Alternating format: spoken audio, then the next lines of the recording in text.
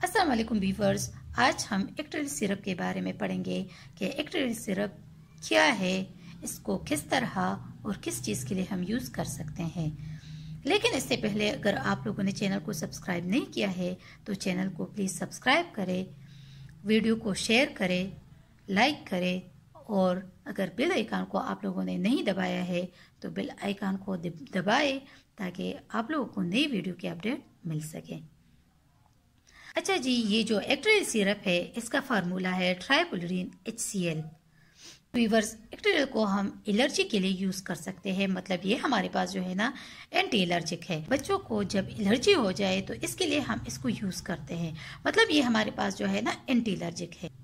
तो वीवर्स, ज्यादातर हमारे पास जो बच्चे होते हैं इनको किसी चीज से एलर्जी हो जाती है, इनको कोल्ड हो जाती है या फ्लू हो जाती है या रनी नोज हो जाती है, और फिर उनको हम रिलीफ देने के लिए anti allergic over the counter medication को हम यूज करते हैं ताकि सेफ भी हो, बच्चों को नुकसान भी ना दे और उनको रिलीफ भी मिल जाए।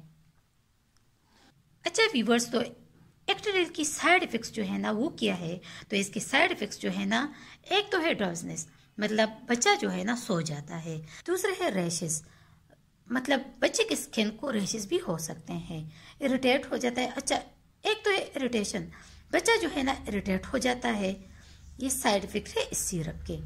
कभी भी ये साइड इफेक्ट्स आ जाए तो फिर बच्चे को ये सिरप ना दे। अगर आप लोगों ने इस वीडियो से थोड़ा सा भी हेल्प हासिल किया है तो प्लीज़ चैनल को सब्सक्राइब कीजिए ताकि मेरे दिल को इत्मीनान मिल जाए।